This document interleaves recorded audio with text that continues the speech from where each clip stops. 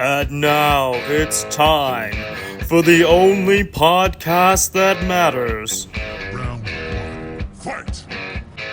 From the only Kliq that matters. Damn! We're supposed to be a unit.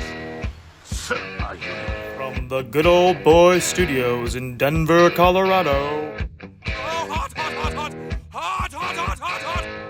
The Colorado Kliq Podcast. Welcome to the Colorado Kliq Podcast, episode 2, where we will be interviewing the one, the only, the fans addiction, Lonnie Valdez! Welcome, thank you for joining us. Oh, you're very welcome. His second bedroom. Yeah, my divorce apartment. We call it What? This is the good old boy studio. Yeah, that's right. But also 34 and single, so I mean, kind of what it looks like. living the dream. Living the dream, living the dream. All right, so today we're going to be doing a little bit of interview. Last time we did Frenchie, today we're going to be interviewing Lonnie. So we'll just go ahead and jump right in with the first question. And I'm going to start from the start of your career. When and where did you start training? So 25 years ago to today. Today, on your birthday. It is my birthday. It is your birthday. Happy birthday, Coach! Yeah. Should we sing happy birthday? No. That feels played out. No, I was I'm 18. sure he's heard it enough. Yeah, I was 18 years old. I flew down to Florida, trained with Dory Funk Jr., former NWA world champion. Dory just got done training at the WWE, he trained a bunch of WWE guys. What they would do is they'd put him in like a training camp for like 3, 4, or 5 months before they made TV, and those guys were like Kurt Angle, the Hardy Boys, Edge, Christian, like Albert, Mark Henry, quite a few others, Val Venus, those kind of people test. And so after he got done, him and Dr. Tom Pritchard, who was Bruce Pritchard's brother, they were training people at the Funkin' Dojo in WWE. Dory broke off from them, went down to Florida and opened up the Funkin' Conservatory, right? And his very first day of training was going to be August 15th, 1999, which was my birthday, which was my 18th birthday. So like I called the number that I found online, and I talked to Marty, his wife, and it was so surreal because I'm like this little 18-year-old Mark, and I'm talking to and she's like, Dory's right here, and I'm just like, he what? That's awesome. So like, but I was 17, so I couldn't sign any of my own paperwork to get permission to go. So my mom had to sign it. We had to get like a notary republic to watch her sign it, stuff like that. Oh, wow. Bought my plane tickets, everything. Because when I got out of high school, like I've been in martial arts since I was like 8. And like, so when I got out of high school, my mom asked me, she was like, are you going to be a boxer or a wrestler? Because like, she didn't ask me what college I wanted to go to or anything like that. She kind of knew. And MMA wasn't really a thing at that time.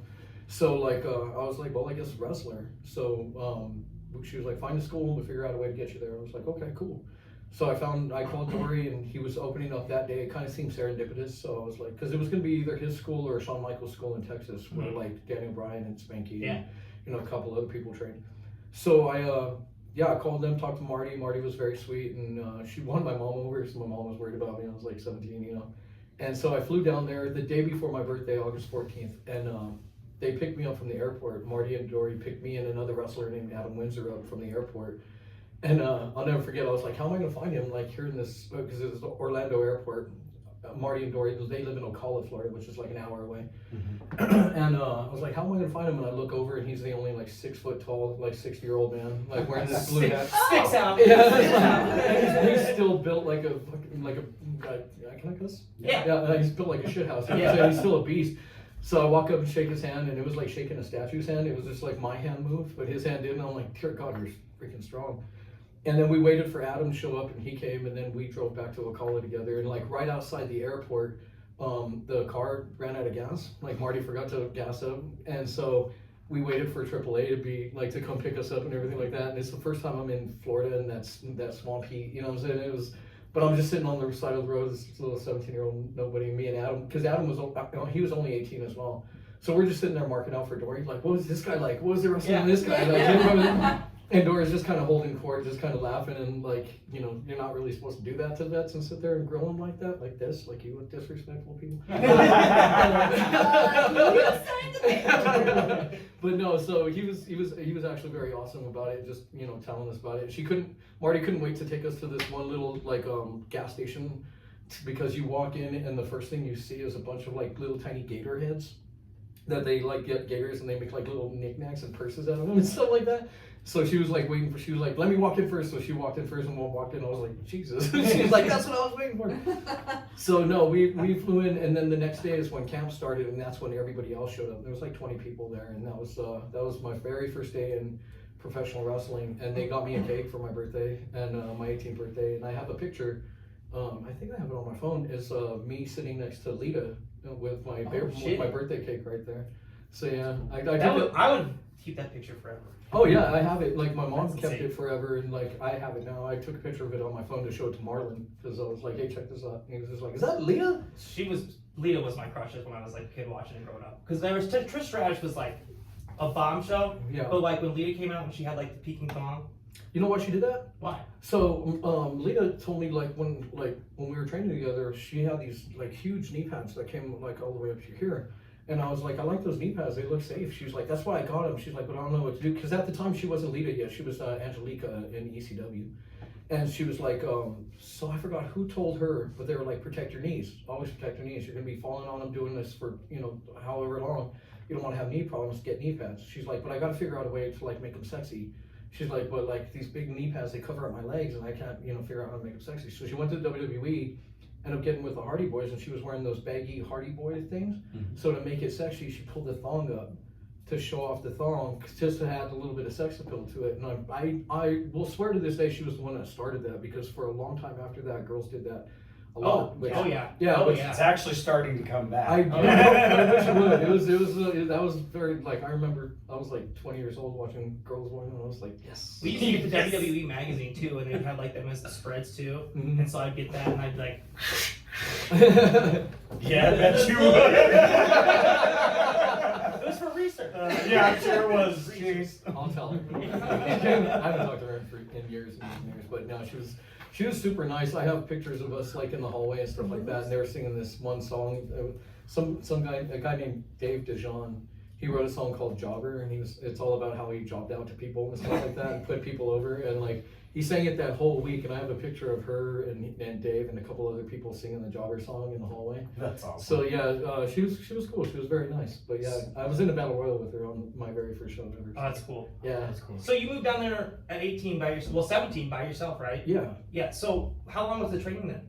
So it was different training camps. So you would go in, it'd be like 10-day training camps, that kind of thing, and then you'd go back. So I ended up going back quite a few times, to get kind of, to get booked. But it was intense because that's all you did. It was just like from 8 o'clock in the morning to 4 o'clock in the afternoon. You would take a lunch break, so you would just go through. So it was like advanced learning in a big way, and it was like 10 days straight. And then I'd be off for a couple months, and I'd go back. As soon as I could afford to go back, I'd go back. So I just kept going back and forth to do it like that. And then I got on with a company out here when I was 19 called RMCW, Rocky Mountain Championship Wrestling, and quickly like became one of the hot acts for us. Because at the time, you guys know Larry Shelton, Bubba. Yep. Oh yeah. Bubba was the top champion out here. He was like, I didn't even know he wrestled. Dude, he was the man out here. He would. Damn. So back then, back then the way we got paid was you would get paid $2 for every ticket you sold. So you would get a handful of tickets, you'd go and sell them. If you sold 20, whatever. So that's how you made your money. Bubba would sell 80 tickets a show. And I was kind of hot shit because I sell like 60. But Bubba was consistently selling the most, so he was like the main eventer. He was the heavyweight champion out here, him and this other guy named Kliq, and this guy Romeo. But all three of those guys really liked me, and Bubba came to training one time, and he saw me flying around, and me and him hit it off. And he told the promoter, Mike, he was like, yeah, I want to work with him, like, book me against him, I want to wrestle that kid. Because I worked really easy, and I posted, because even though I was a skinny little kid, you could still be heavy as shit. Y'all know, when you're wrestling somebody, even if they're small, they could still be sandbag and be a heavy asshole. But I didn't do that, so Bubba really liked working with me. He was like, just fly, I'll just catch it, and this is great. So I ended up working with Bubba like for that next like 6 months. And he never let me put him over. He always put me over. Like I never lost to Bubba. Like he let me win every single time, and it really like made my name out here because everybody loved Bubba, everybody respected him. He's an awesome guy. You all know him. He's incredible. Yeah. Yep. And so so I owe a lot to Bubba because of that. Because he liked working with me so much. He was like, well, it's over. If I beat you, it's over. Yeah. Because like why would we wrestle again if I beat you? Right. He's like, so you got to beat me every time. And then we ended up doing the blow-off match where I ended up putting him through a table. Like we booked it for me to put him through a table, and yeah, it really made me kind of a big deal and got me a lot of heat out here as well. So going from that, then, what was like the hardest part of the business for you to learn when you were starting? The same thing that everybody, the same thing that's true for everybody, storytelling and like slowing down and understanding why. That's why when you guys have all been to my class, when I train, I try to explain why we do things, not just tell you to do it. Like, here's the reason why, you know, slowing down and what that means. Like, I always heard slowing down, like slow down, you're going too fast. And I thought it meant like I'm just running too fast or I'm doing the moves too fast. It's like, no, you do the moves the right way, you do it convincingly and believable, but it's the time in between the moves that you slow down and, you know, pace it out. So that way you can sell and I could sell and we can both catch our breath and we're not blowing up. And that took me a long time because I was wrestling. I got tired of wrestling guys, aside from Bubba, not a lot of guys out here were fun to wrestle. And I got tired of wrestling them, so I ended up wrestling some trainees. Guys like Trajan and Epic and Caleb Crush and those guys who were all my size, they were all around my age. And I was training them. So like we ended up working like this WCW cruiserweight style where we're going super fast, you know, running around doing all this stuff. And it took me about 4 years to realize, like, we were having the best matches on the card, we were having the most exciting matches on the card, we were doing good. So I thought, and everybody was complimenting us, telling us that we were great. I made the mistake of believing them and like learning later on, like, oh, I didn't know what I was doing. I was just performing like a stunt show pretty much. Yeah. Didn't really know about storytelling or pacing or any of those things or why you do those things. You know, people would tell me, but they wouldn't explain it because they didn't know. They were just like, you're moving too fast. It's obvious. And watching those tapes back, I'm like, yeah, I was going like 100 miles an hour. And I didn't have no problem blowing up at the time. I was 22 years old. Who gives a shit? Yeah. Know? But like now I watch back and I'm like, man, that match would have been 10 times better if I would have taken, you know, a 10-second beat in between each move, you know. So that kind of thing was like one of the hardest things for me to grasp, especially because people were telling me I was so good and telling me I was doing the right thing, that it took me a while for me to humbly look at it and be like, no, I'm fucking up. This does not look right, you know. Comparing it apples to oranges to like the people that I watched on TV was radically different. And I was just like, what's different? It took me a while to figure it out. Like, oh, it's the pacing. Like I'm moving way too fast, and you know, no wonder my opponents are breathing fire out there. They're dying. So yeah, that was probably the hardest thing. So what was your first match? Like your first one-on-one match? Oh man, first one-on-one match. I don't know, actually. So my first match was on that same night when I wrestled Lita in the Battle Royal. I was on the undercard. Me and Adam Windsor, the same guy that I flew in with. Me and him were the young guys. We wrestled a guy named Jeremy Jett and a guy named H.C. Loke in a tag team match. H.C. Loke went on to become a referee for like ECW, like towards the end there. And I don't know what happened to Jeremy Jett, but he was really good. They kind of led us through, you know, beat the shit out of us the whole week. That was kind of how it worked. But that was my first ever match, was that one. And then I think my first ever singles match might have been, oh man, I don't know. We did so many like little TV tapings and stuff like that in Florida that it was a lot like that. I remember my first singles match here in Colorado was a guy, again, I guess a guy named Acid Rain in of course, in Idaho Springs at the Gold Diggers High School that they have over there. So that was my first singles match out here. Acid Rain sounds like if a punk band was trying to like do a ripoff of like Prince. Kind of, yeah. Well, yeah. I see that. I totally got purple Acid Rain. No. He was cool though. He was a good dog. I forgot his real name, but he was in a tag team there, called themselves Wild Ride and stuff like that. And his tag team partner was out there, and I ended up at the end drop kicking the tag team partner, ducking a line, and getting him in a submission hold and tapping him out and stuff like that. So I still remember that match pretty fondly. And that match was okay, but like, you know, that was the first singles match that I remember out here. I couldn't tell you what it was in Florida though.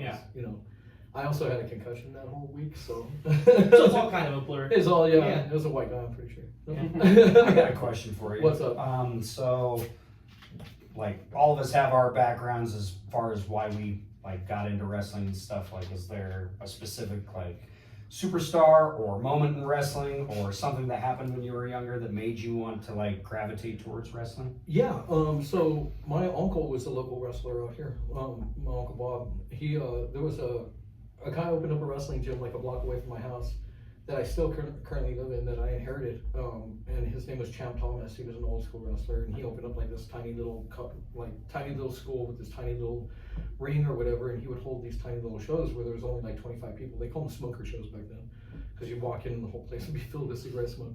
And What's fun to say now, but it's just weed smoke. right, yeah. But like so, and then they would travel around Colorado and do like little shows, just like any other indie out here. But this is like in the late '70s, early '80s, or whatever. So I grew up watching wrestling whenever I hang out with him, and my aunt, my aunt Victoria, she would like record wrestling and let me watch it when I came over on like Saturdays and stuff like that. And then my grandmother down in Colorado Springs, she would like call me on the phone and leave messages on the answering machine. Like, and I still remember hearing her voice. She had this tiny little squeaky little voice. Lonnie, that thing's on. So like I would watch it. So I just grew up in like kind of immersed in it, and then like getting into martial arts and stuff like that. Like that was another thing where it was like, okay, this is a physical thing that I could do, and just loved wrestling. And I was like, when I turned 18, it was like right towards the tail end of the Attitude Era, where wrestling was just like incredibly hot. So. Yeah.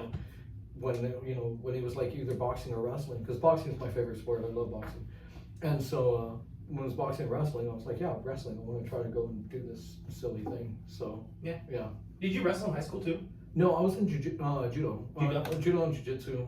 I was training judo, jiu-jitsu, did some Muay Thai at that time and everything like that.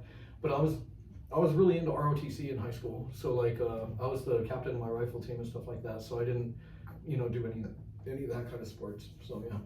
That's fun. It makes sense then that way your mom was like, all right, so boxing or wrestling? Yeah, she knew it was. She was just like. I ended up going to college later, but it was like she was just like, "You want to go to college now? Okay, cool." So yeah. See, that's what I think my mom secretly wishes that I would have gone to professional wrestling school, because it took me, 7 or 8 years to graduate. I did a couple different victory laps. I mean, everybody goes at their own pace. I like the way your pace is slower for academics than it is in the actual ring. Well,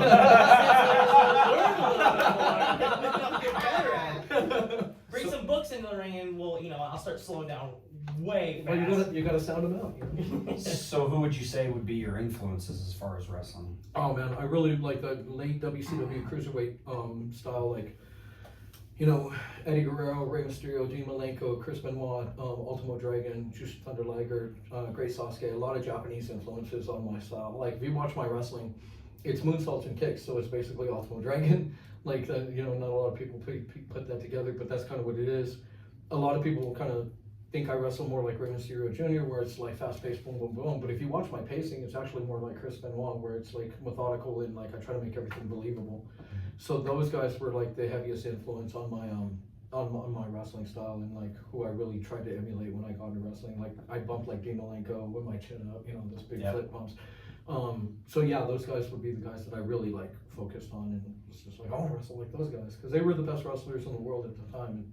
And as much as I tried to emulate Eddie early on, I was just like, there's something about Eddie you can't copy. I used to do the frog splash and all that other stuff, but I used to do the inside out, the like tope con hilo, like over the top. Yep. Or outside in. But after dislocating my shoulder many different times, I had to change it, and now I do the ricochet style where I kneel on the top rope and come down. But yeah, so I really try to emulate those guys more than anybody. But I was so influenced by wrestling, period. I watched so much wrestling. I used to just study it constantly. So but those guys would probably be the biggest influence on my style. I'm assuming you still watch it today. Yeah. So what's your favorite stuff like to watch now? I watch a lot of things online. Like I was on a real hard kick where I was like, now because of YouTube you can watch things from all over the world. So I'll watch stuff from Brazil and stuff from China and stuff from Australia. So I'm just like looking at different companies all around the world where I'm just like, and I could see what style they emulate because everybody's influenced by WWE, so you see a lot of that. Like you watch Brazil and it's just like, oh, these guys are very like WWE style. You watch India, it's like, oh, this is very WWE style. Mm-hmm. But then you watch like something in Africa and you can see it's really influenced by the British European style, catch as catch can, like, back and forth style. So, yeah, dude, I just kind of watch everything and just like absorb everything. And I'm just like, oh, that guy's cool. And then you go down the rabbit hole on YouTube where you end up like watching somebody whose name you can't even pronounce. Adrian knows all about those YouTube rabbit holes. Hey, you know what? They are turning. This section has been redacted by the DoD. Don't get started on those tangents. We don't have time for that. So, do you remember what your first championship was? Yeah, it was the RMCW Cruiserweight Championship. Nice. I wrestled the way the tournament went was so like in RMCW they had a bunch of different titles, but they wanted to kind of streamline them, take them down. And there's a guy named Jay Quintana out here. He was kind of the booker at the time, and they wanted to take the TV title that they had and make it into a cruiserweight title for me. And I was like, well, I tried to talk him out of it. I tried to tell him to put it on this guy named Jeremiah, who I was wrestling quite a bit. And I was like, yeah, it'd be cool if I chased the title, you know? He's like, if we don't get the title, we're not making the title. We're doing this specifically for you. I was like, okay, cool. So I ended up winning that title, and it was a tag team tournament. Well, it was the first round was a tag team match, and it was the me and Trajan against Epic and Jeremiah, and then me and Trajan won, and then because we won, we faced each other in the finals for the title. And so we had the first match on the card, and that was the first time I main evented a card as well, and ended up beating Trajan for the title in the main event. And then I think 5 months later, I ended up dropping it to Epic. Yeah. Nice. So you wrestled Epic a lot when you first started. Oh, those guys, yeah, constantly. Like I probably wrestled those guys like 50 times each, like over the years, you know. And me and Caleb were talking about it the other day, and like every now and then I'll get a notification on Facebook where it'll be like this memory and that memory, and like text at Caleb. I'm like, do you remember this match? Because I have no idea. He's just like, when did we do that? I'm like, I don't know, but it's happened twice. Me and him wrestled the Regal twins at LOL. And I was like, we wrestled the Regals? Like, I don't remember wrestling the Regal Boys. And he's just like, well, it's right there. And then I see pictures of the match, and I'm just like, that's crazy. I don't remember that at all. And then like a few months go by, and I text him, and it was a 3-way match with me, him, and Darren Corbin. And I was just like, we wrestled Darren Corbin? He's like, when did that happen? I'm like, it says right here. And he's just like, what's going on? I was like, I don't know. And I just saw Darren. He came back to the last LOL show where he wrestled Anaya, and I saw Darren, and I was just like, dude, I don't even remember that match. He's like, I remember it. And I was just like, I don't know. I wrestled Caleb so many times, you know, like he's another one I probably wrestled 50 times, but you forget how many times. Yeah, when Trajan and Epic both passed away, I was getting like a lot of emails and pictures from people and stuff like that. Like, I remember seeing you guys in this match, and there were so many times where I was just like, wait, what? Like, when did that happen? I don't remember that at all. Like me and Epic wrestled Trajan and Johnny Crash in Colorado Springs, and I'm like, I have no memory of that match whatsoever, but I see the pictures of it, and I'm like, wow, that's crazy. And then when I started to think about it, I remember us planning that match, but I don't remember the match itself. So, yeah, I've wrestled those guys constantly, because when you find partners that you work well with, everybody wants to book that match, you know. Yeah. So you take it around the bend, and you just go to every promotion and end up wrestling everybody. So like right now I'm wrestling Marlon, or no, well, yeah, Marlon, but like Filter, Maddox everywhere, like, because we match up well, so we end up just wrestling each other all the time. And so like it ends up happening like that, where he just wrestled everywhere. Like, I was supposed to wrestle Caleb twice this month. Our first match got canceled, and then I'm going to wrestle him at the end of the month for BPW. So like, you know, when you find a good partner, people just tend to book you against them all the time. So. I'm looking forward to that match. Yeah. Is that going to be the one that's at the Sunshine Studios? Or Yeah. like, yep, awesome. Yeah. I'm excited to go back to Sunshine Studios. It's an awesome place. Yeah, it was a fun little venue. Yeah. So what's been your favorite rival to work with? Epic, Trajan, and Caleb, all three of them were fun. Me and Trajan, our styles just matched really well, and like our pace, timing, and everything like that. So we could wrestle this crazy, exciting boom, boom, boom match. With Epic, it was easy. Like Cody Devine's another one who's like super fucking easy to wrestle, because those guys are so. And Caleb, Epic, Caleb, and Cody are like the three best heels I've ever seen work out here. Mm-hmm. So that makes the match just simple and easy, because you just go out there and you already know, like, you know, we're gonna have a good match no matter what. Yeah. Plus, we just meld, we know each other because we train together and stuff like that. But all three of them, I've had really long-standing feuds with all three of those guys, so they kind of stand out. Where it's just like, yeah, I've had really good programs with all three of those guys. So for different reasons, but like all three of them, we sold a lot of tickets, which is like another indicator of how well you're doing. You know, if people are paid to see it, you know you're doing well. So like, yeah, those guys. Like, out of all of them, those guys would probably be my favorites that stand out. But, yeah. You know, but I definitely had, you know, fun feuds and that kind of thing with a lot of different people, you know. Yeah. I just love when we go to a Triple L show, and as soon as Cody's music hits, you just hear the entire They crowd hate him. erupt with boos. Yeah, they hate him. Which is funny, because he's such a nice person in real life. You know, oh yeah, like it's... He'll help you buy a house. There you will. You will. He's your friendly neighborhood realtor. Yeah, he is. Hey, I'm just going to throw it out there that somebody took that line from me, which I took it from Spider-Man. But I'm just throwing it out there. No, he really is a nice guy, but they just hate his guts. Yeah. He's really good at being a heel, and you know, he just knows how to milk the crowd. And yeah, Cody's always been a heel. He's never been babyface. And he's like, Really? yeah, he's just. He's just so good at it. But he's- Yeah, that's crazy. But he's- That's kind of like Duff's been a face for most of his career, too, right? Because Yeah. he's never worked heel, has he? Once. Once? Once he was heel. He What- wore the black inverted on instead of the orange. Dude, when you Yeah. find your niche, you know, you crank it up to 11 and you just work the hell out of it. You know, I never get people who are like, I want to change my gimmick. I'm like, why? It's working. Like, that's dumb. Yeah. But like, but yeah, like Cody's just they hated him the second, you know. And Cody's a different heel than Caleb. Caleb's like a scary heel. Like you don't want him alone in a room with Caleb's character because he's fucking his character is based on like American Psycho, right? Yep. And Cody's just got the most punchable face in wrestling. Yeah. So you fucking hate him because like Cody's character is more like unearned confidence. Yeah. Like you see Cody and you're just like, I could kick you. So, you know, my sister could kick his ass. Like, why I hate this fucking guy. Why is... And then he goes and wins, and you're just like, oh, you know, it just. Or he just comes out and hits that vape, and you're just like, oh, God, What a damn fucking it. douche. Yeah, the words right out of my mouth. I knew he was going to be a great heel because it was at Sunshine Studios. He wrestled down there for Colorado Springs Wrestling or whatever, CSW, and he comes out and he's in this match and he gets kicked out and like he falls out of the ring or whatever and he walks up to somebody in the front row and he grabs their beer and he takes a drink and he goes, "That's not my brand," and then he just walks out. I was just like, that was brilliant. I know he didn't plan that. You know, it's kind of that improv stuff is what really stands out. You know. So here's a fun question for you. If you could go back to your young self when you first started wrestling, and you're yourself right now, what would you tell yourself in that young form to help them along? Go into acting. Get out of wrestling. That's where the money is. Yeah, right. No, Get into accounting. you know, I don't know. Into accounting. Something What? safe. Safe, vanilla, easy. You know? Yeah, you know, Boring. yes, nice boring way. Yeah. No, you know, I don't know what I would tell myself at that age. Just, you know, I know there's different ways that I could have been more successful at this, but I don't regret that because I kind of like how things turned out, right? Right. And like, if I had reached a level of success at any given time, I wouldn't have met the people that I've met and been where I've been and done what I've done and have the memories that I have right now. Yep. And I wouldn't give those up for anything. So I don't think I would tell them anything. I'd just, you know, I'd probably tell them, you know, Toughen up, kid. Mary Rita, not Pam. That's funny. He's like, what? Just like that. That's awesome. We all have our regrets, I guess. Keep your friends, though. Keep your friends. So who's your favorite professional wrestler of all time?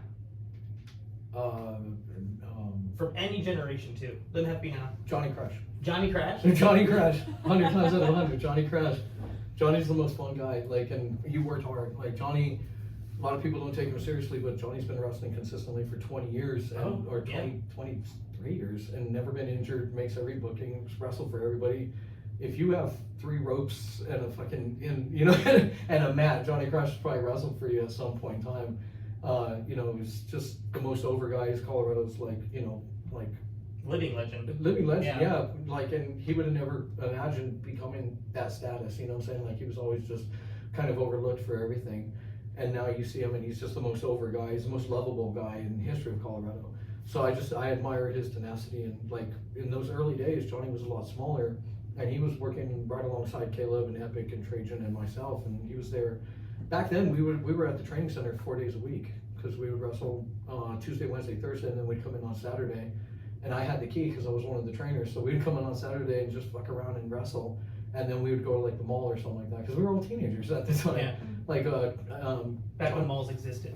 Now Yeah, they're not Johnny. really around. Yeah, they're not. No, Johnny was like 15, 16 years old. Epic was 16 years old. Trajan was 17 or 19 years old, something like that. So like we would just, you know, be kids and hang out, but we were just wrestling constantly. And when we weren't wrestling, we were all partying together and drinking together on the weekend. I was the first one to turn 21, so I'd go buy liquor for everybody, and we ended up just getting trashed. Or we, you know, after training, we would go to Taco Bell and we'd all order like 2 things and sit there until they kicked us out, until they were closing. We'd just sit there and talk about wrestling. So like our lives were just, that's what our lives were, you know, and then we'd have to go work or something like that and just be like, I can't wait to get to training tonight, you know. So, but Johnny was keeping pace with all of us. He never, you know, he was there wrestling practice matches and everything like that with everybody. and just never gave up. So I have a lot of respect and admiration for Johnny, and he's just a great guy. But like on the national level, names that other people would probably recognize, my favorite wrestler of all time would probably be Eddie. Just because I was really enamored with that style at the time. Like I was a big Chris Benoit fan, but I'm not a fan of his anymore for certain reasons that you won't get into on this podcast because it's a little. Yeah.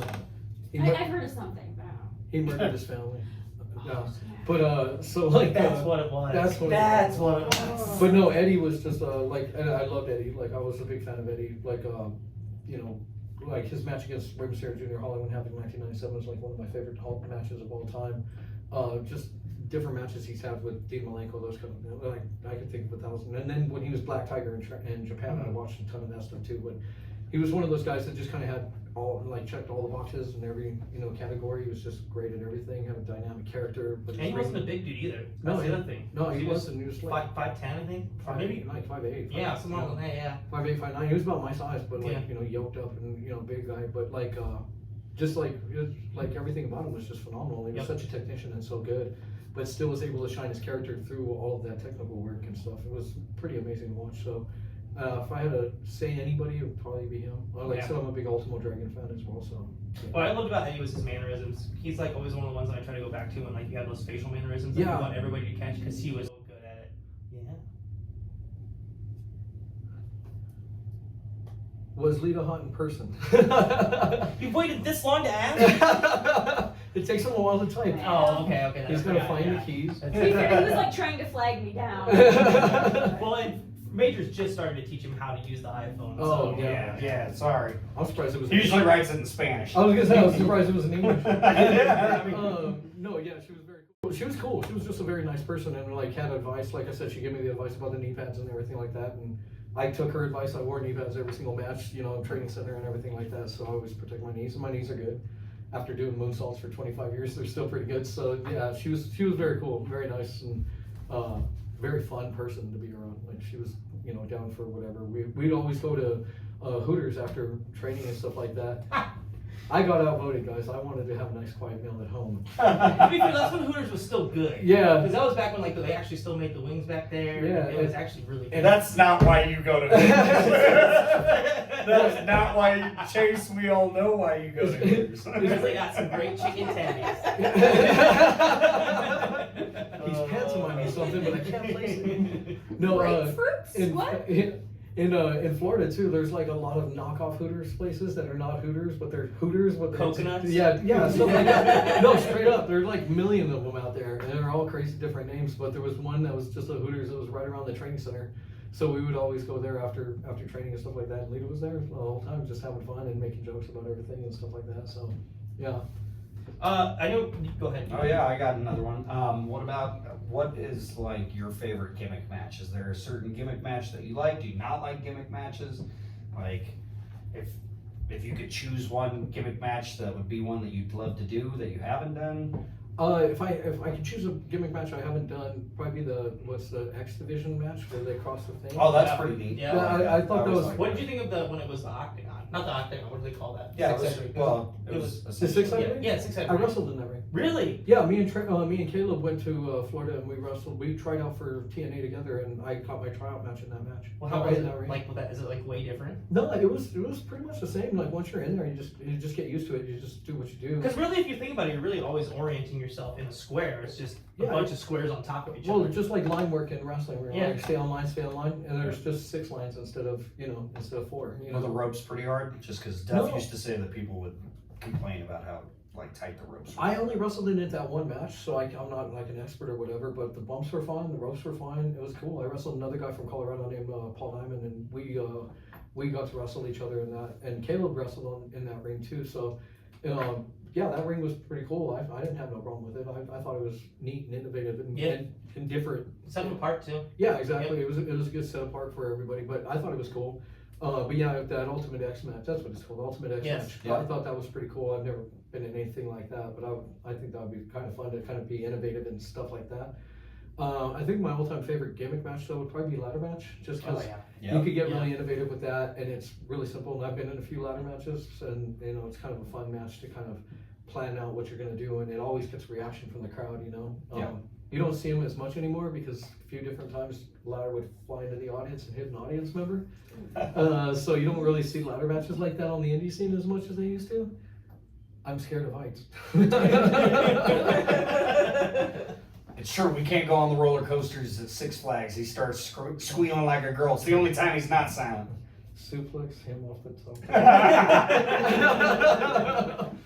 So no, yeah, but ladder matches are pretty fun to do. Like I think that for myself, the matches that I've been in, ladder matches are pretty cool. But they were also like my favorite thing watching growing up. Yes. Totally. Just Yes. 'cause I was Always action packed. yeah, Always. yeah, and I remember like the one I saw was like I love the original ones with Shawn and Razor and those guys, but like when I saw the Edge and Christian versus the Hardy Boys, I thought that was like that match was amazing. It was, I remember because that was like almost one of the first WrestleManias we bought on pay-per-view. Was the TLC one from WrestleMania 17, I think?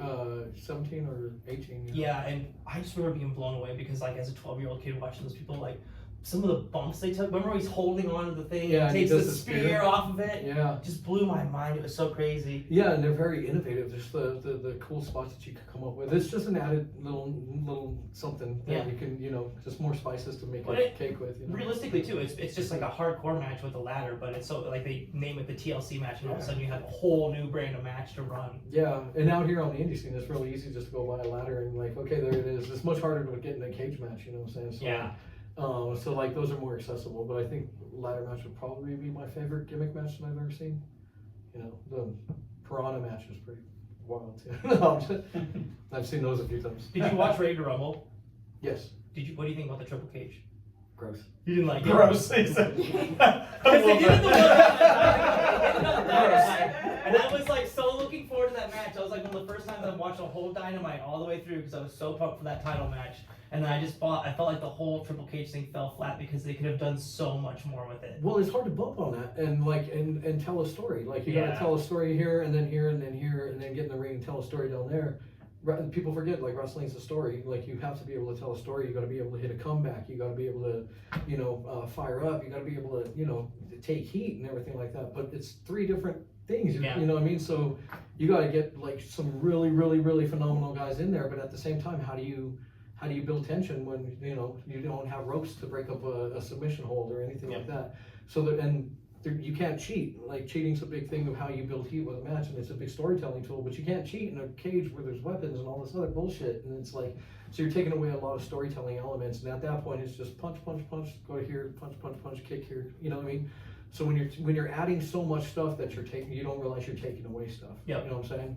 Because like the purest form of wrestling is just me and you in the ring, going cold. You know, we're not discuss anything. Let's just get in there. Let's just do it. And we'll figure it out together, right? Yeah. And after a while, you get really good at that, and then you start to like it that way because it's just like, well, the more stuff we plan out backstage, the more shit we can fuck up in the ring, right? So like, well, we don't plan nothing, we can't fuck nothing up. So let's just go out there and do it and have fun. But you got to have the bravery to do that. Yep. Because it's safer. It feels safer to plan your whole match out and go over stuff and like, oh, I know I'm gonna get a pop from this, and I know the crowd's gonna react to this.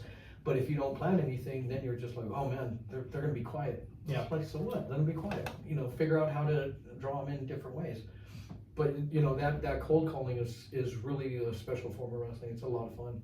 I feel like you have to like do something too, especially when you're starting wrestling. You have to go out there at some point and fall flat to realize that like you can't plan everything and expect to realize what the crowd's gonna do. It has to be organic. It's an important lesson to learn because like you know, falling flat and like bombing, right? Like a comedian, you bomb. Yep. But you learn way more from a loss than you do from a win. And it's just like, yeah, don't be afraid to go out there and be humiliated and have a bad match. Like everybody thinks the bad match is like the end of the world.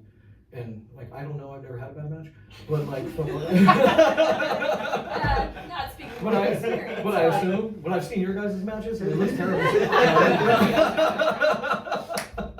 That's what the film says you'll be later. Yeah. Get better at all of this. So this, none of this. No, but no, it's like you can't be afraid to go out there and just like figure out different ways to get over it. Like that's where a lot of crowd work comes in. Like you really learn crowd work when you're out there working, you know, cold. Yep. Because like, oh shit, you're blown up. Okay, well, shut up, lady. You know, and like you start to figure out different ways to engage the crowd and like pay attention to the different parts of the crowd. Because when you plan a match, you don't really plan to interact with the audience. Mm-hmm.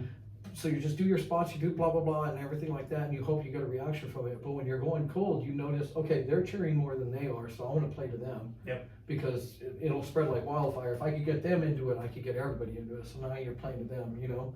And like you start learning that. So like later on, like that's why I was telling you guys, you know, at some point I want you guys to go 20 minutes cold with everything.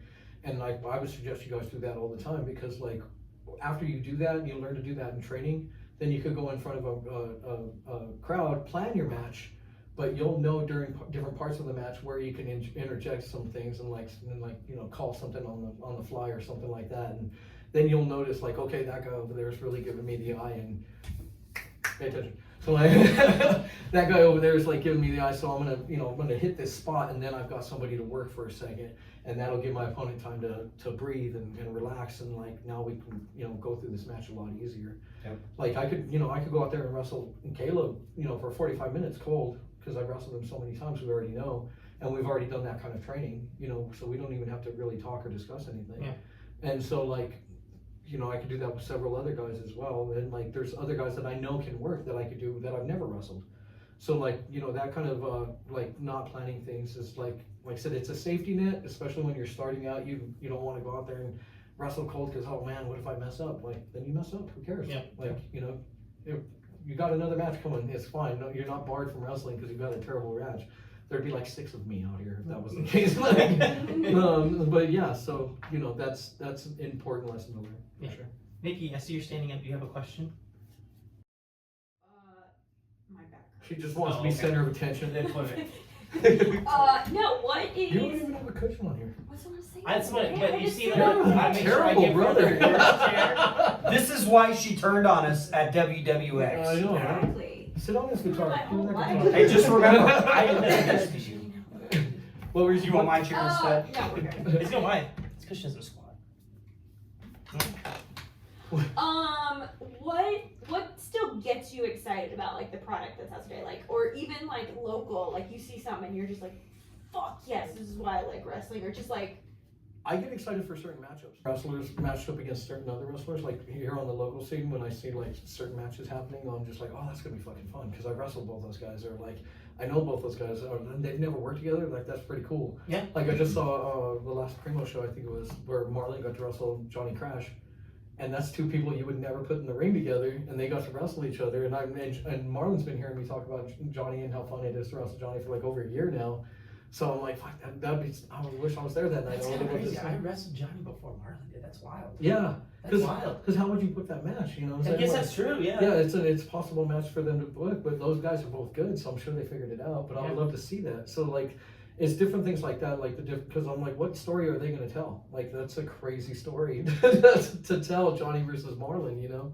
Yeah. So like that kind of gets me excited, and seeing that kind of thing in like different matchups where I'm just like, okay, how are they gonna fill this one out, you know? Yep. And same thing with WWE, when I see like different matchups happening and like different people, and like AEW as well, and all this different stuff, where I'm just like, Okada's in AEW now, and he's wrestling who? Like, this is gonna be awesome. And then like Yeah. Daniel Bryan went on a tear where he was wrestling like, you know, legends. Like he wrestled like Yu Nakayama and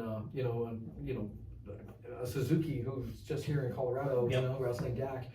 You know, I watched Marlon wrestle Dak Draper, and I was just like, That was a great matchup. That It's was super so fun. That It was was- such a fun match. and it's so fun. That was the first time those guys had ever been in the ring, and I'm good friends with both of those guys. You know, me and Dak go way back.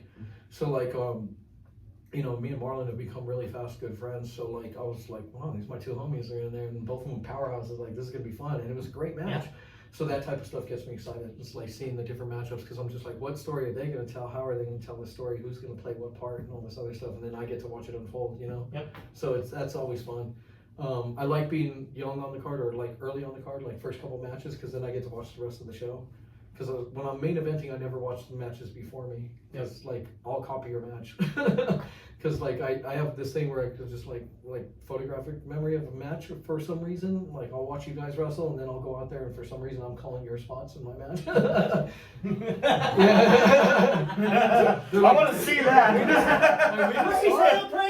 Yeah. What? I did that before, and I realized partway through the match, like I'd been watching AJPW the day of, and I went and wrestled. I forgot who it was. Like I think it was in Primos, And then like at the end of the match, the dude was just like, you know, that was a really good match. And I was like, you would have really loved it when Ishimori wrestled it on AJPW earlier today. Because I was doing the same spots. I was just incorporating my moves into it, and I do that, you know. And Caleb, one time we're backstage at Primo's, and Marlon was talking to us, and Caleb was like, hey, I did a spot out there that I used to do in Saga. Saga was the company I owned. Me and Epic and Trajan owned Saga. Yeah. And Caleb was one of my wrestlers, and he was just like, I did a spot out there, and it was the same spot I did back in Saga. And I was like, what spot was that? He's like, well, I was on his shoulders, and I did the punch, and I was like, oh yeah, that was the match with you and Trajan and Joey Terrifying and Zach Odyssey, right? And he was just like, yeah. I was like, yeah, I remember that. And Marlon's just like, how long ago was that match? I was like, 16 years ago? And he was just like, you remember a spot from a match 16 years ago that you weren't even in that match? And I was like, yeah. So like, I watch your guys' match and then I go and do stuff, you know what I mean? So like, I like to get my match done early on the card and then be able to go and like watch everybody else. Like, that's always nice because I can just sit back, relax, and call you guys terrible. That was awful. Listen, that was good stuff, but we need to talk about how you need to get better. I would never say that was good stuff. French, you've been off the client. You got a question? Yes, actually. So, because I know now that you're like not afraid of anything, but when you first started, what bump, like what move was one that like you really were afraid of? Like it was hard for you to start doing it because it just, the thought of it scared you. I don't know if I was ever really afraid of like bumps, because like the training down in Florida was like, you know, like you just took it, like You just did it. You just did it, like, you know what I mean. So it was just like a German suplex, like you would learn to like take like I would learn to take bumps, like you do your back bumps and front bumps and flip bumps and all that other stuff. And then in the middle of the match, they'd just be like, you know, German suplex, and I'd be like, okay, I know how to fall down. So like I was pretty safe in that I knew how to protect myself on a fall. That when they call anything, as long as I knew what the move was, I was just like, okay, yeah, it is what it is, you know. And then some guy comes up with a move in his imagination like 2 hours before the match, and he's just like, yeah, it's the blah blah blah blah blah blah blah. And then I'd be scared because I'm like, what the fuck is that? Explain it to me, and they tell me something. I'm like, oh, it's a tilt-a-whirl backbreaker. Okay, I could take that. Like, that's fine. Because I was a big wrestling fan and like knew the names of all the moves and stuff like that. And so like once you described it to me, I was just like, oh, okay, so it's okay. Like, okay, so the Ferris wheel suplex, I could do that. Like, that's fine. So I don't think I was very afraid because I didn't have the option of being afraid. They would just call it in the match. But if we were backstage and they were just like, yeah, I'm gonna give you German, I'd been like, oh man, I don't know. And then you find out later that Germans are like the easiest bumps in the world to take. 100%. I've seen some go really bad. It's a little debatable. That's just the person giving it though. Yeah. Like, If you know what you're doing, like I could give any one of you a German suplex, you'll be fine. Yes, I know. But you've been dropped on your neck. I know, but anytime. he's saying he can give any one of us a German, and I'm saying for Saturday. Oh yeah. Well, I did German. I taught you German. Yeah, you suplex. did. Oh. Yeah. Yep. But yeah, no. Like, you know, it's a really easy bump because you're both hitting the ground at the same time. There's a lot of physics involved, but like when two bodies hit the ground at the same time, it's the energy gets dispersed. Like you were saying evenly. with the superplex. It's the same thing with superplex, right? When you both land and the more body hits the ground, you basically hit as one object, and it's a lot easier bump. So when you do a German, that's what it is. You know, as long as they don't go too high angle on your neck and like land you on the back of your head, it's fine. But if they land you across your shoulder blades, like it's the easiest bump. It's just scary because you can't see your landing, so you're just like up in the air, like, oh god. You know who gives a good one? Niles Blood. Niles Blood gives a good German. Yeah. Niles Brett is pretty smooth in the ring. I love his rolling elbow in the corner too. It's very beautiful. He's a good wrestler. I wrestled Niles cold. Like I wrestled him cold on the show last year. Yep. So like in another example of why you want to learn how to go cold, right? And that's a funny story because like I showed up. I was wearing this shirt. I showed up just to watch the show. It was the show Primo's held at like Stapleton or whatever for like Mexican Independence Day. Fair people.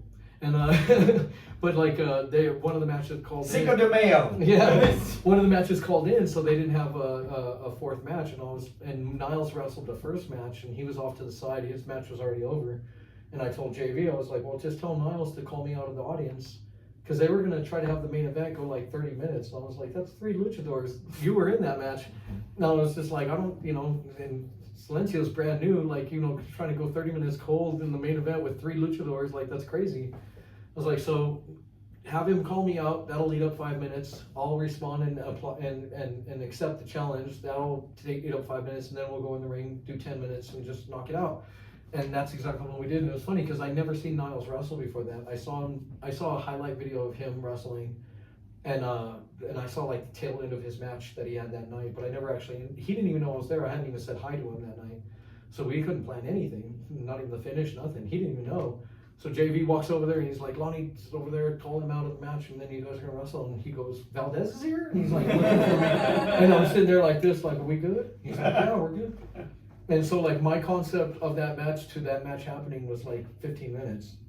And we went in there and we had like, a 10-minute match, really easy, really simple.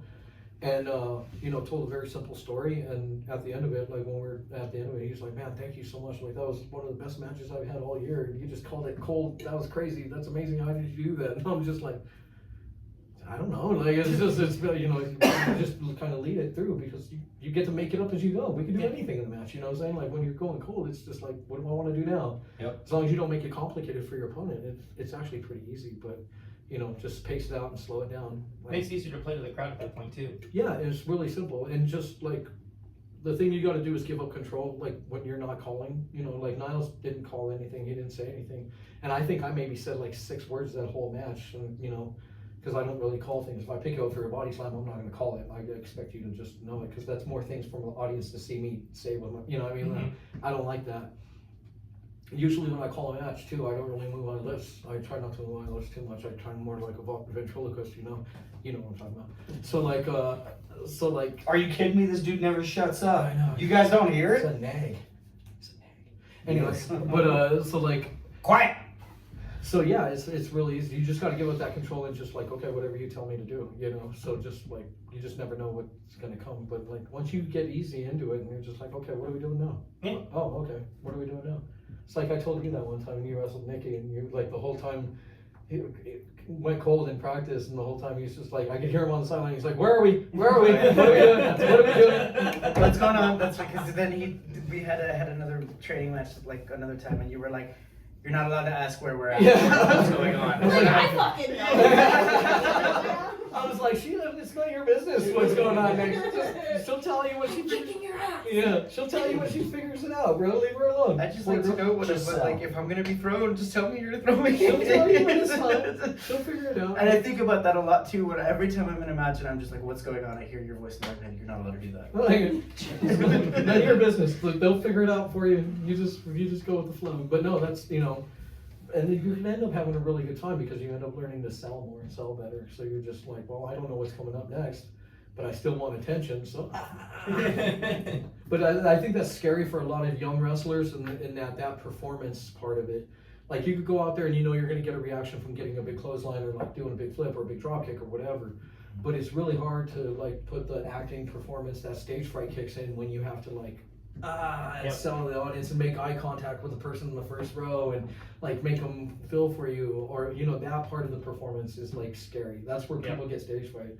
And it's amazing because you're out there covered in body glitter, like baby oil in your underwear. Your hair's dripping for some reason. You're not even sure why. You got a weird nickname that nobody understands, and like, and like, but you're scared. Now the performance is scary because you're trying to get an emotional reaction of them. That's not just like ooh and ah, right? Yeah.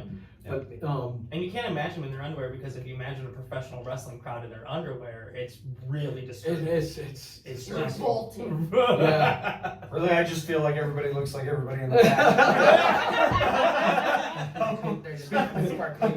Speak for yourself, normal. But no, but that emotional Some connection. of us wear our underwear on top of our tights. I know you got that Superman look. But no, it's like that. But that emotional reaction and that selling and everything like that, that taking a beat, it's a difference between getting a and getting a fuck. You know what I'm saying? You want that fuck at the end of it because like that little bit extra that you give and put into selling and pacing and stuff like that gives the time for the audience to really absorb it. And if you're selling it correctly and I'm selling it correctly on offense, and even a simple like running forearm in the corner, if I land it right, that audience is gonna go ooh, or they could go oh god shit, and that little bit extra is the difference. But that little bit extra is what makes them remember your name. Yep. Like, you know, because they'll forget you. There's 6 more matches on the card. Then, you know, they might not even recognize you with your clothes on, you know, when you walk out of the ring. But if you make them really feel it and get that, ooh, shit, god damn, he fucking hit, you know, and they talk for a second, then they'll remember you. And I found that to always be important out here because, like, for most of my career, 90% of the audience was new. Like every show, you know, 10% would be return customers, but 90% of the audience never seen me before. Now it's a little bit different, and now, like, there's actually like fans that come to all the shows and they recognize us and all this other stuff, and they bring us like pictures and stuff. It's really cool. But for a long time, I always knew the audience was going to be brand new. But if I could make them really remember something in the match, then I can make them remember my name.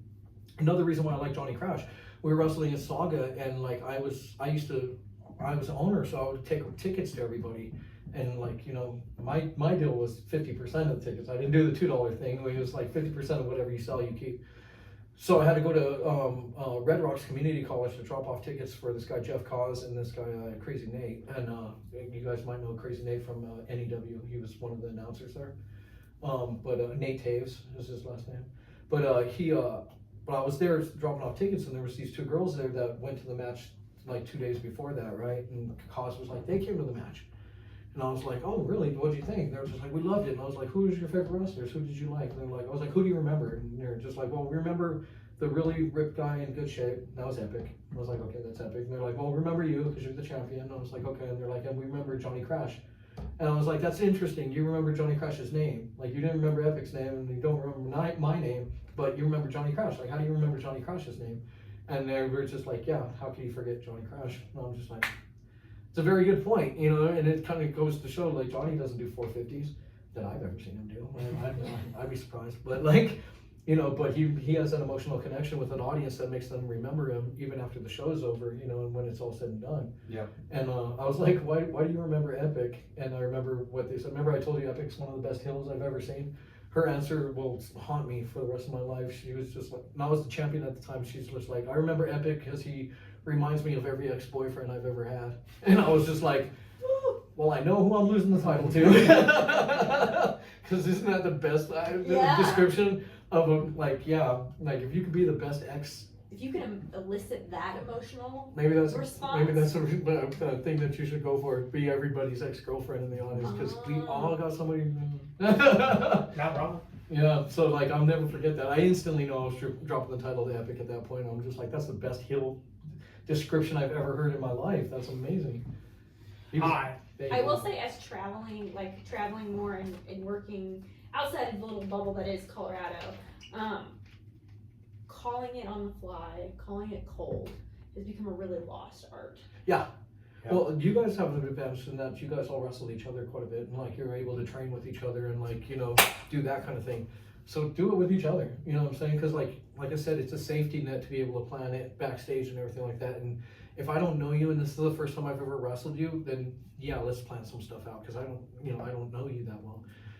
Like me as a veteran, you kind of learn different things of how to tell who can work and who can't, even before you see them in the ring. That's why I always tell people, like, hey, you know, always shake everybody's hands in the locker room.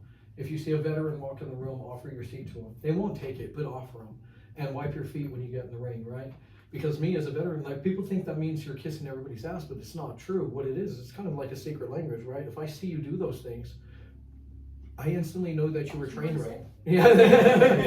I instantly know that you were trained correctly, right? Like, if your trainer taught you those things, then he probably taught you how to land me right on a suplex. Yeah.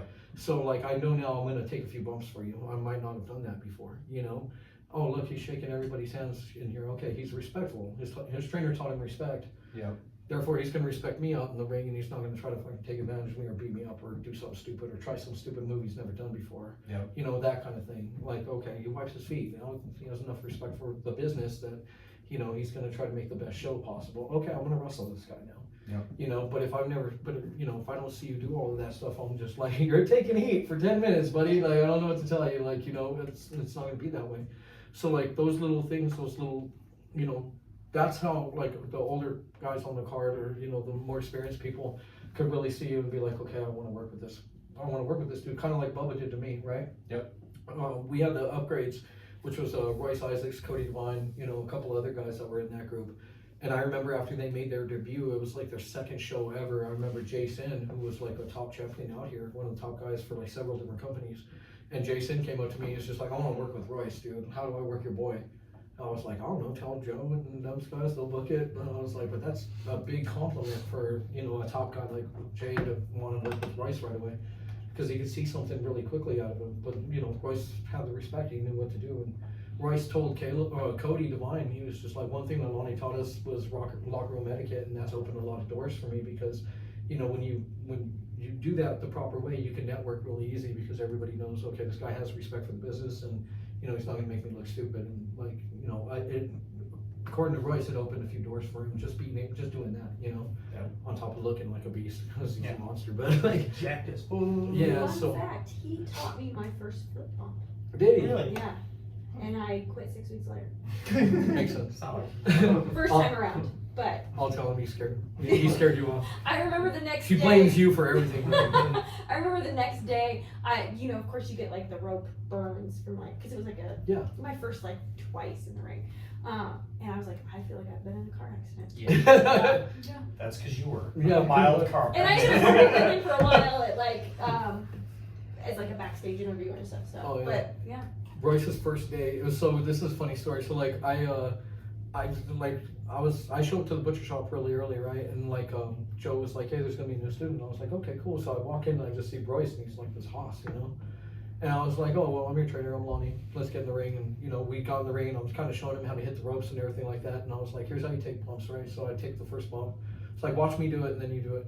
I take the first bump and get up, he takes bump, and I was like, yeah, but you want to kick your legs out and you want to do it like this. And I take the second bump and I'm laying there and I'm just like, oh yeah, I should probably not do any bumps. I got a concussion like 6 days ago. And he's just like, what? I was like, I totally Please forgot. stop. Yeah, it wasn't a bad concussion. I was wrestling. We were doing shoot wrestling, like legit wrestling with Mondo Romero.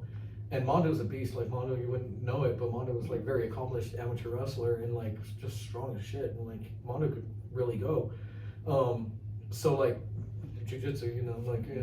But Mondo could really run, so like me and him were going for a good like 10 minutes, 11 minutes, and I like turned around and he turned around and he accidentally punched me in the face. And I was like, whoa, that caught me. So we stopped wrestling or whatever, and then like at the end of training, I go home and I went and sat down on the couch. And at the time I was married, my ex-wife comes home and like she sits on the couch and I went to lay down like that. When I went to lay down like that, the whole room just started spinning around and around. I was just like, It's probably good. oh, I've got a concussion. Like I didn't realize, it was a mild concussion, but I didn't know it. So yeah, like 2 days later, Roy shows up to practice and I'm just like taking bumps in there. I was like, totally forgot. So that's how I met Royce. But Royce is out of all my students, Royce is the only one that I say had outworked me. Right, he was there before me, like he was there ready when after I left and stuff like that, and he was always just like 100% working all the time. You know, upgrades, untouchables, all those guys, they work just as hard as me, and I push them that hard or whatever, but Royce was the only one that I was just like, damn, bro, like, Yeah. I'm trying to catch up to you, like, you know what I mean, he worked so hard. Yep. Which explains his success, you know? Yep. Yeah. All right. We're approaching an hour here. So anybody got any final questions here before we wrap it up? I do. I got one more. As far as like your entrance and stuff, Yeah. like how did you build all that? Like, what was the idea behind it? Like me and Silencio, of course, like to imitate it occasionally because we love it, man. I mean, it's awesome. The little leg step, yeah. So that kind of came up. I was out of wrestling for like a year, right? Yep. Decided to come back. When I decided to come back, I was like, well, I want to change some stuff. I had the same entrance music for like 10 years or whatever. So I'm like, okay, I'm gonna change it up and I'm gonna do things different. Also just kind of wanted to get away from like a lot of bad memories with that kind of stuff. So I was like, okay, I'm changing everything up. And I was supposed to make my big debut in LLL, my re-debut, right? Which is like the top company. And I'm like, fuck, I hope the audience remembers me and I want to make a big splash and I want to make it like this big surprise when I come out for the ones who do remember me. Yep. So I knew I wanted the lights to come up and me just be standing there. And then I found the entrance music that I use, which is Pache Majesty, right? And it builds up to this point and it comes on and then boom, the lights. And it's like, okay, I want the lights to go on, I want everything. But I wanted my back to the audience so that when the lights came up and I take off my jacket, you can see the tattoo on my back, which is a big tell of who I am, right? Because I was wearing a mask too. Yep. So just that element of surprise of who's this, and then I take off the jacket, show off the tattoo, and then I take off the mask and I turn around and I pop the crowd right with who I am. And it worked like $1 million. So I just kept it, like, because I built that whole thing up with the idea of surprising the audience of who I am, right? Yep. So it worked so well that I was like, well, I'm just going to keep that whole entrance the entire time. So now I obviously don't have the mask. Obviously they know who I am now. They're familiar with the music. But now when the lights go on, or when the lights go off right before I walk out there, I could hear the audience just, oh, no, Lonnie, you know.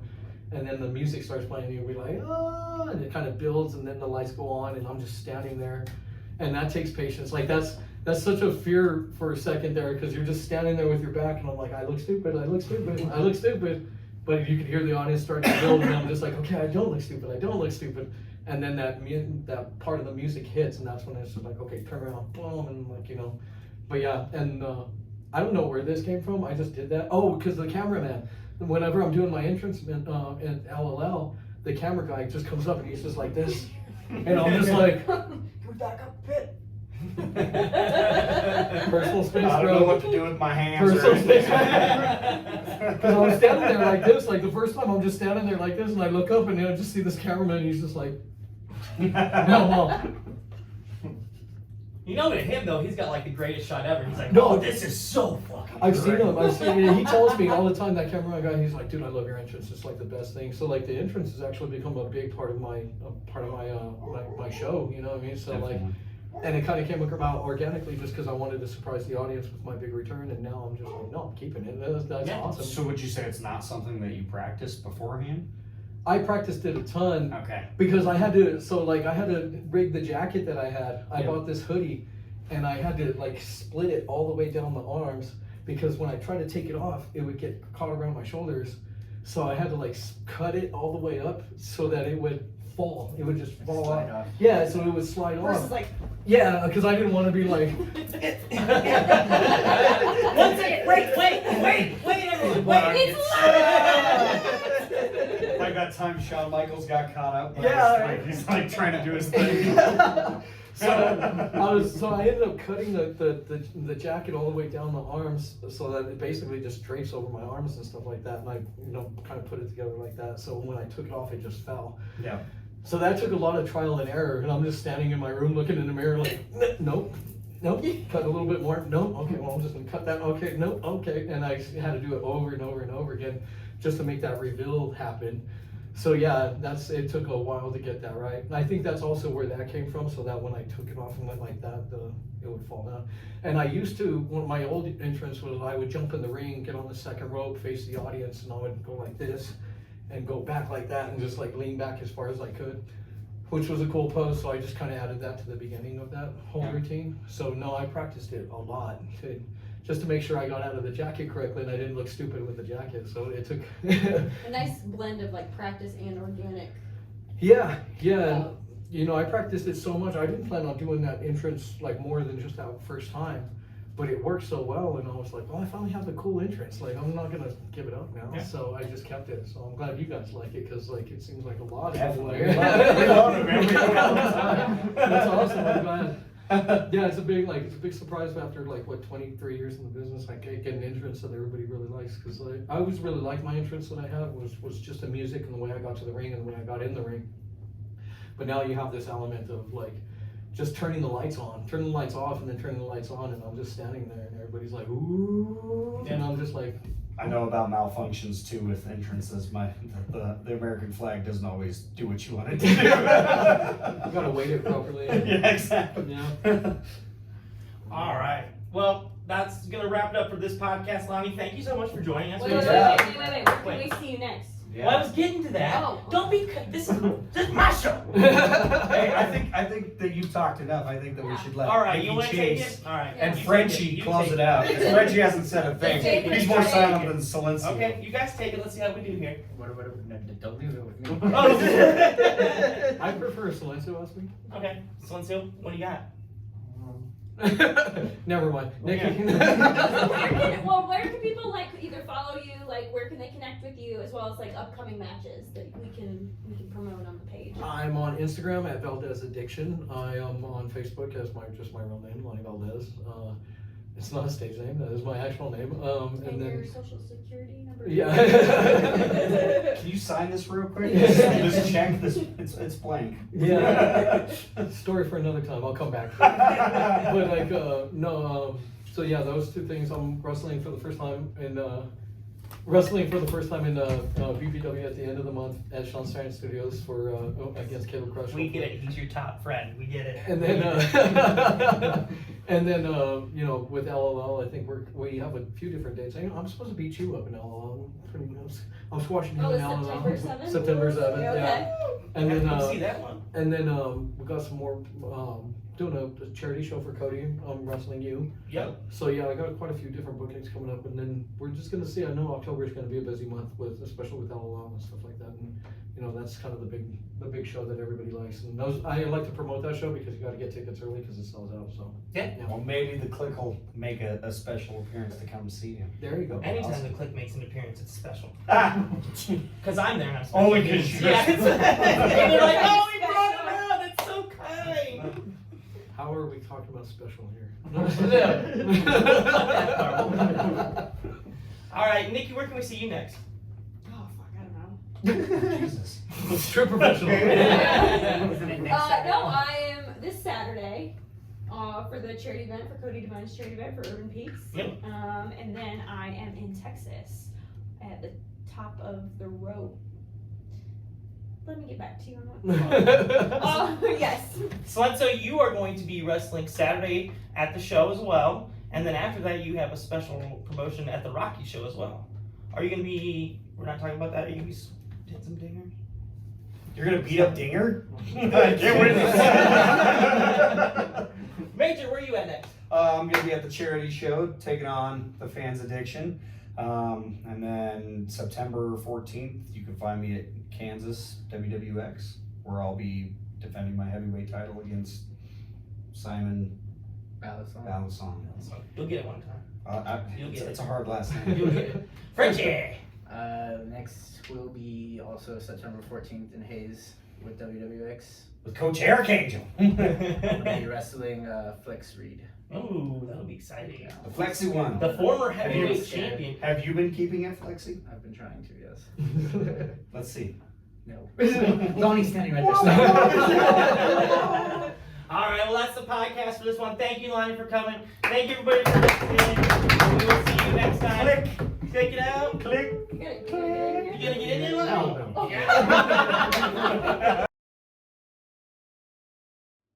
A Colorado Kliq production.